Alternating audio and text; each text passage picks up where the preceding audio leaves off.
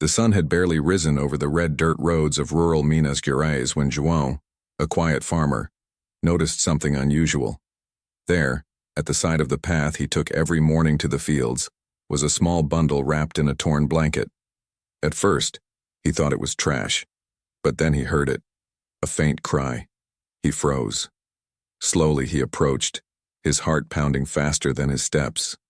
When he lifted the blanket, a tiny baby stared back at him, eyes wide, trembling lips, and skin reddened by the cold morning air. João looked around, calling out in disbelief, "Is anyone here?" But the only answer was the wind sweeping across the sugarcane. The child couldn't have been more than a few months old. There was no note, no clue, nothing but silence and that desperate cry. João wrapped the baby in his coat and ran home, his boots kicking up clouds of dust behind him. When he arrived, his wife Rosa was baking bread. She gasped when she saw him burst through the door holding the crying infant. "Meu Deus, João. What happened?" "I found him on the road, alone." They exchanged a long, stunned look. Rosa's maternal instincts took over instantly. She pressed the baby to her chest, trying to warm him. "Who could do such a thing?" she whispered, tears filling her eyes. For days, the town buzzed with rumors. Some said the baby belonged to a young girl from a nearby village. Others whispered about a tragedy, a secret affair, or a runaway mother. The local police searched, but no one ever came forward. Eventually, life settled again in that quiet community, and João and Rosa made a decision that would change their lives forever. They would raise the baby as their own. They named him Marcos, because he marked our destiny, Rosa said softly, rocking him in her arms. Marcos grew up surrounded by love, though their life was simple and often difficult. João worked from dawn until nightfall, while Rosa sold vegetables in the market. They never had children of their own, and Marcos became their world. But deep down, Rosa carried a silent fear that one day someone would come back for him. Every time she saw a stranger pass through town, she would tighten her grip on his hand. "Stay close to me, meu filho," she would say. As the years passed, Marcos grew into a kind, curious boy, always asking questions about where he came from. His parents would smile and deflect, saying, "You're our greatest blessing, and that's all that matters." Still, the questions lingered. He didn't look quite like anyone in the village. His eyes were a piercing shade of green that no one else shared. And sometimes, when the wind blew across that same dirt road where João had once found him, Marcos would feel something strange, as if the earth itself was whispering to him, calling him back to a story he didn't yet know. He didn't understand it then, but that road would one day lead him back to the truth, a truth buried for nearly 4 decades. But that revelation was still years away. For now, he was just a boy chasing fireflies at dusk, unaware that his entire life was built on a mystery waiting to be uncovered. And somewhere, far away, a woman lived with a shadow in her heart, the shadow of a child she had lost, but never truly forgotten. What would you have done if you were João? Taken the baby home or called the police? Years passed, and the dusty roads of São Bento remained the same, quiet, sunburned, and slow to change. Marcos was now a teenager, tall and thoughtful, with the kind of eyes that seemed to search for something even he couldn't name. He loved his parents deeply. João, always patient and steady, taught him to plant, to fix fences, to read the rhythm of the seasons. Rosa, nurturing and strong, filled their home with warmth and faith. To everyone around, they were a perfect family, humble but happy. Yet inside Marcos, something was shifting. It began with small questions. "Mother," he once asked, "why don't I have baby pictures like my cousins?" Rosa froze for a moment before smiling softly. "We didn't have a camera back then, meu amor. Times were hard." He nodded, but something in her tone felt rehearsed. Another time, when they were cleaning the attic, he found a small wooden box tucked behind old blankets. Inside were faded newspapers and an empty envelope. When Rosa noticed, she quickly took it away. "Old things, filho. Nothing important." But Marcos knew it was. At 17, he overheard a conversation between Rosa and a neighbor that changed everything. They were arguing about gossip, about truth, about secrets that shouldn't be spoken aloud. Then he heard the words that shattered his world.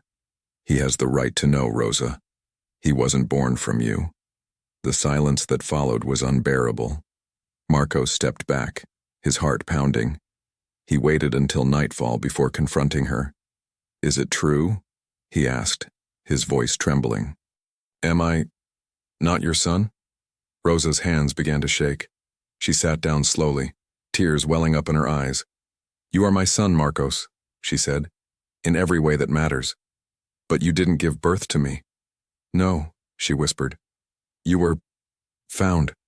He felt the world tilt beneath him. Found? What do you mean?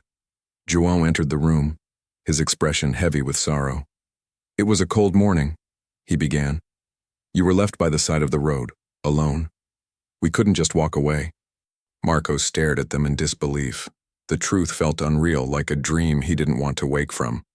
So my real parents just left me there. Rosa reached for his hand. We don't know why. Maybe they were desperate, maybe afraid. But we loved you, son. Every day since. But Marcos couldn't stay. That night he wandered along the dirt road where it had all begun, staring at the endless stretch of darkness ahead. The same road that once brought him safety now seemed like a cruel reminder of everything he didn't know. The next morning he packed a small bag. I need to understand, he said quietly. I have to know who I am. João wanted to stop him, but Rosa only nodded through her tears. Then go, meu filho. But remember, no matter what you find, you will always have a home here.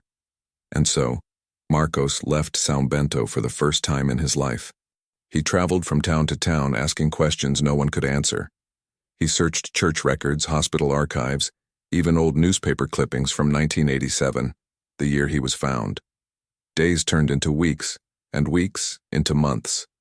At times he felt like giving up, but deep inside something urged him forward, a voice that whispered, the truth is still out there.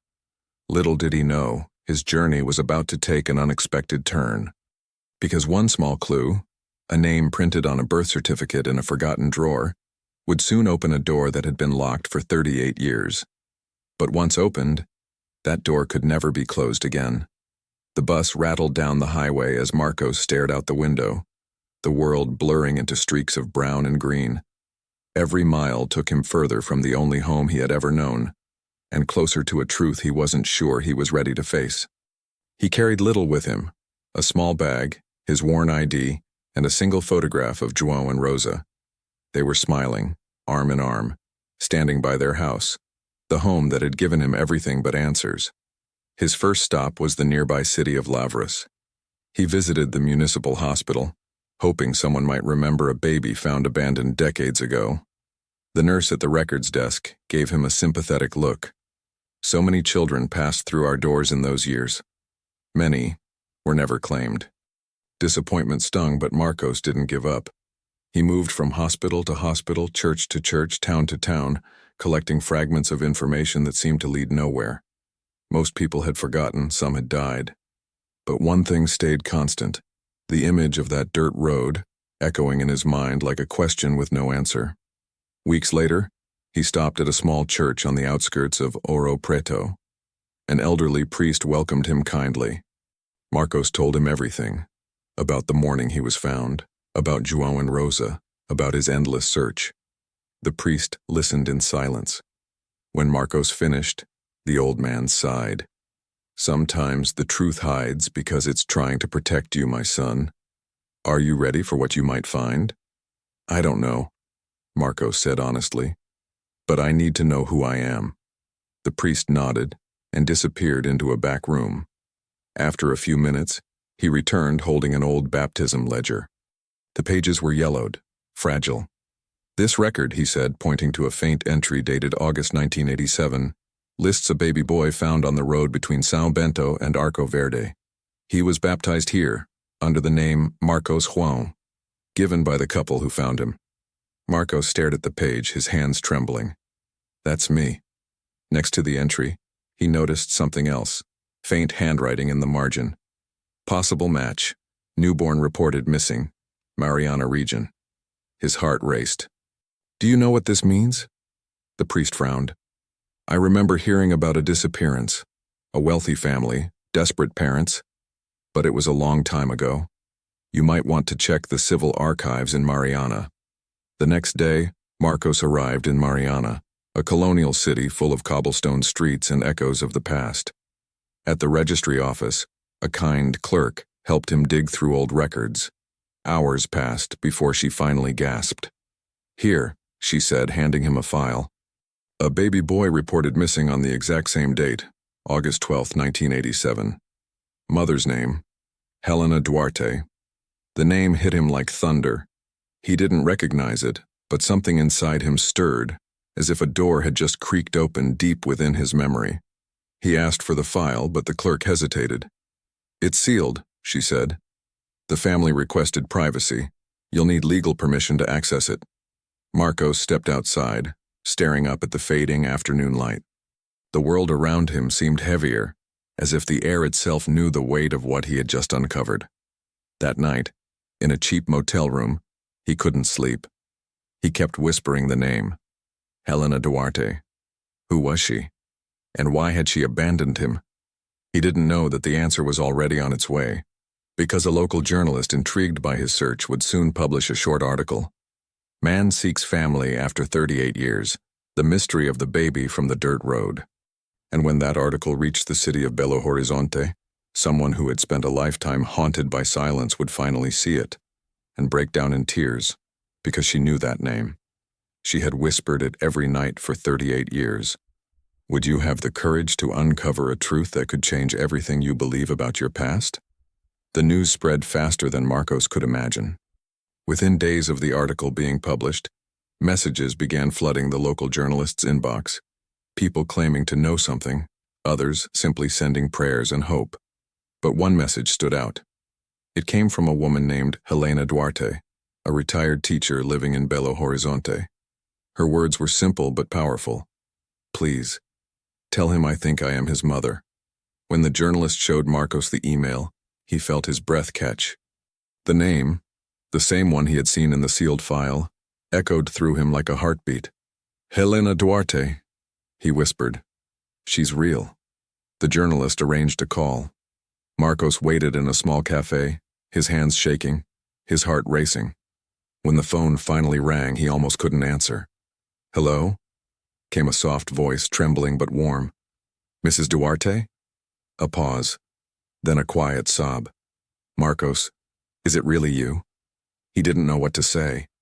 For 38 years, he had lived without a face, without a name to attach to his beginning. And now, the voice on the other end of the line shattered that emptiness. Why? He finally whispered. Why did you leave me? The silence that followed was long and heavy. Then Helena began to speak, her voice cracked, her words broken by tears. I was 20 years old. My family was powerful, very traditional. I got pregnant by someone they didn't approve of. When they found out, they forced me to leave the city. My father told me the baby had died during birth, but it wasn't true. Marcos closed his eyes, struggling to breathe. He told you I was dead? Yes, she said. I never saw your body. I never saw a grave. For years, something inside me refused to believe it. I felt you were alive somewhere, but I had no proof. She paused, crying openly now. When I saw the article, the date, the location, I knew. I just knew. A week later, they decided to meet. The reunion was set in a small park in Belo Horizonte, under an old fig tree. When Marcos arrived, he saw a woman waiting on a bench. Silver hair, gentle posture, holding a photograph against her chest. She looked up. Their eyes met. For a moment, time stood still. Every sound faded, the chatter of the park, the noise of the city, everything. Marcos walked toward her slowly, tears already filling his eyes. Helena stood up, trembling. I dreamed of this moment for so long, she whispered. When they finally embraced, it was as if 2 lifetimes collided. The years of pain, the silence, the questions. She sobbed against his shoulder, repeating over and over, I'm sorry, I'm so sorry. Marcos held her tightly. I don't understand everything, he said. But I know one thing. I survived because two people found me and loved me. And because of that, I'm here. Helena smiled through her tears. Then maybe God never took you from me. He just gave you a safer place to grow. They spent hours talking. She told him about the man who had been his father, a young musician who had died in an accident before ever knowing his son existed. She confessed how guilt had followed her every day since. By sunset, they walked together through the park. Marcos looked at her and said softly, "I don't blame you. Maybe everything happened the only way it could." Helena reached for his hand. "Then let me make it right, for as long as I have left."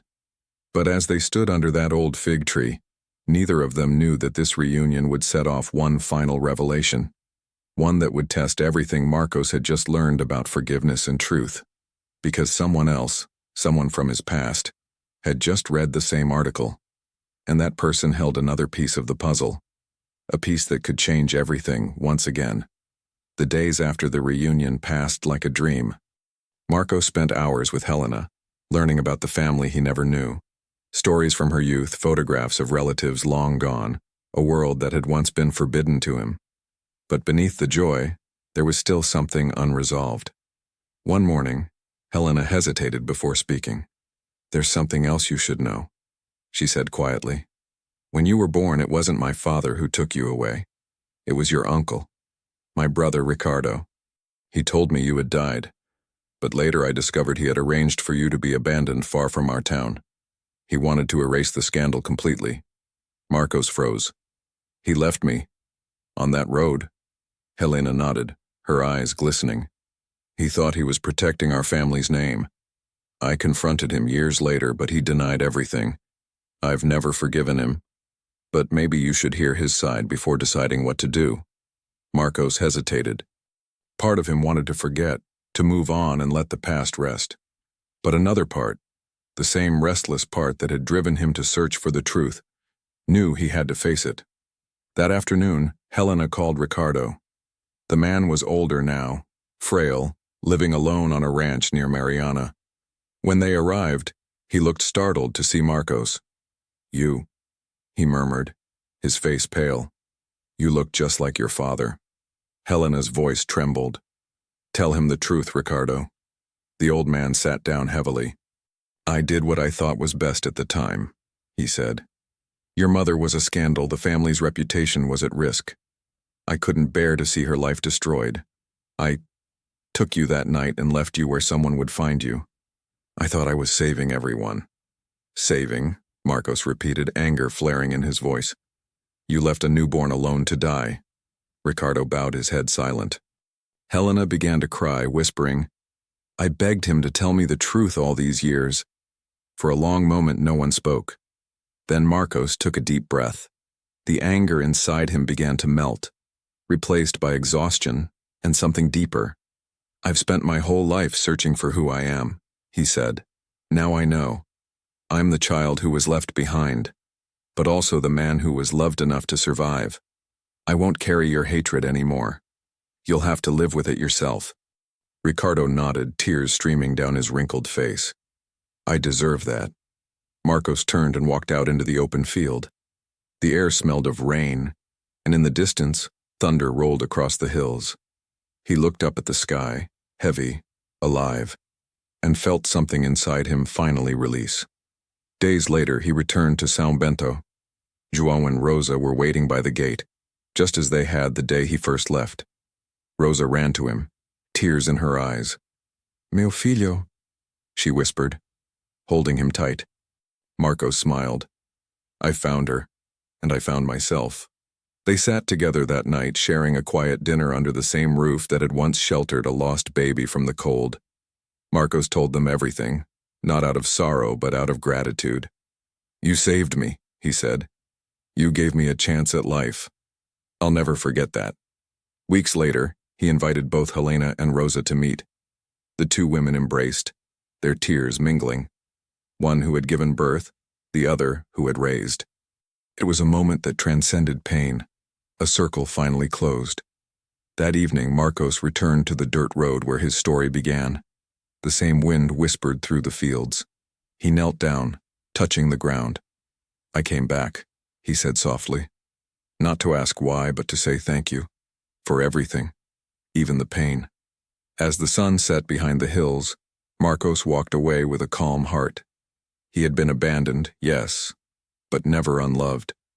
Because sometimes, the hardest journeys lead us not to where we started, but to who we truly are. If this story moved you, don't forget to like this video, subscribe for more real-life stories, and share your thoughts in the comments. Do you believe forgiveness can truly set someone free?